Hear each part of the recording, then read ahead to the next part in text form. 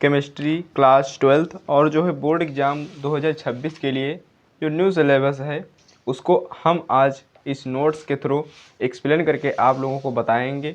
जो पहला चैप्टर हमारा है विलेन यानी बोले तो सॉल्यूशन, और उसका जो है एक इसका हम आज हल कर लेंगे। ये जो चैप्टर है इसका एक लेक्चर आज हम हल करेंगे अच्छे से अपने इस नोट्स के साथ में। तो अपना कापी पेन लेकर बैठ जाइएगा और आराम से ये सारे नोट्स अपना लिख लीजिएगा, ठीक।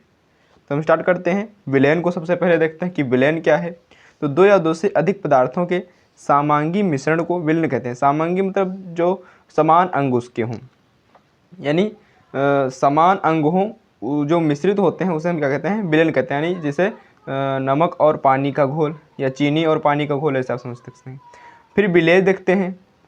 जो विलेन में दो भाग होते हैं, विलेय और विलायक।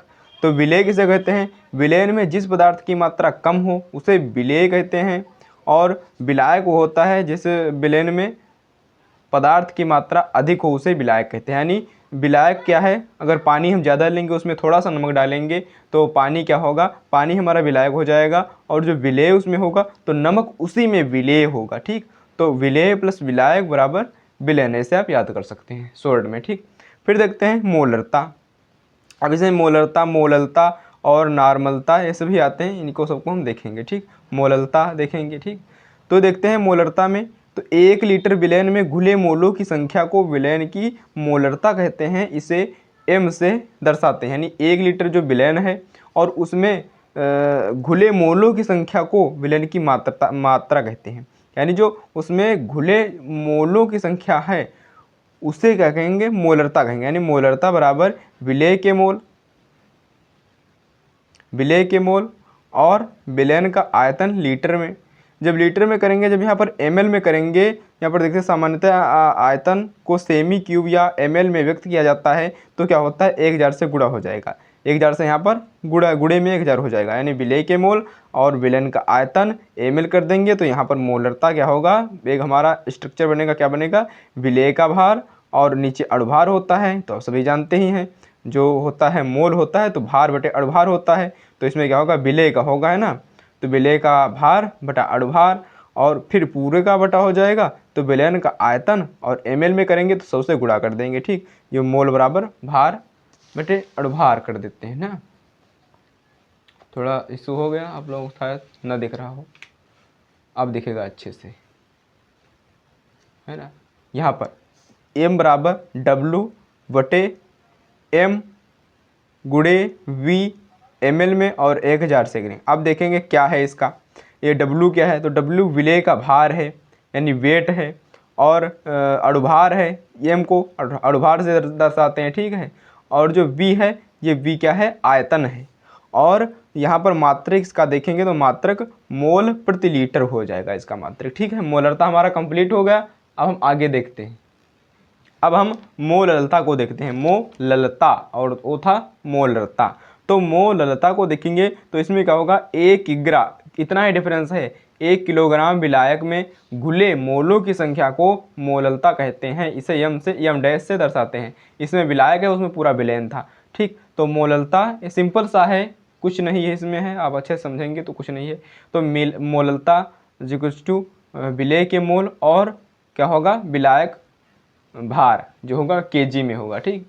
तो यम डैश टू डब्ल्यू यानी वेट, और एम क्या था, एम था अणुभार, नहीं हाँ अणुभार था, और गुणे डब्ल्यू जी एम, और जब कर देंगे यहाँ पर गुणे में 1000 कर देंगे तो ये डब्ल्यू क्या है, तो इस डब्ल्यू को विलेय का भार यानी वेट दर्शाते हैं। और ये वाला डब्ल्यू जो है ये स्मॉल वाला है, ये स्मॉल वाला, इतना ध्यान रखना, ये स्मॉल वाला है। और यम क्या है, विलेय का अणुभार है, और डब्ल्यू क्या है, विलायक का भार है, ठीक। इतना होगा क्लियर। अब हम देखते हैं मोल प्रभाज या मोल अंश, है ना। मोल प्रभाज या मोल अंश को अच्छे से देखते हैं, बहुत ही ये इम्पोर्टेंट है और इसे हल करना बहुत ही, है ना, ज़रूरी है, क्योंकि ये हर साल पूछा जाता है।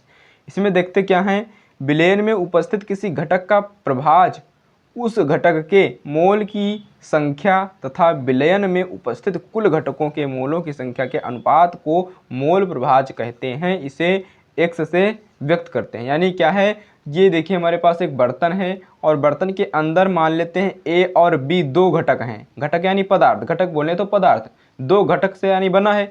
नमक इसे मान लेते हैं ए को, इससे मान लेते हैं पानी, कुछ भी मान लो, ठीक है। तो माना एक विलेन में दो घटक हैं ए और बी, है ना, और ए का मोल प्रभाज, ये या कर देंगे ए का मोल अंश। तो क्या होगा यहाँ पर ए का मोल और क्या होगा कुल घटकों के मोल, यानी जिस घटक का हम निकालेंगे मोल प्रभाज उसको हम ऊपर रखेंगे और जितने भी घटक होंगे उन सभी को हम नीचे प्लस में करते रखेंगे।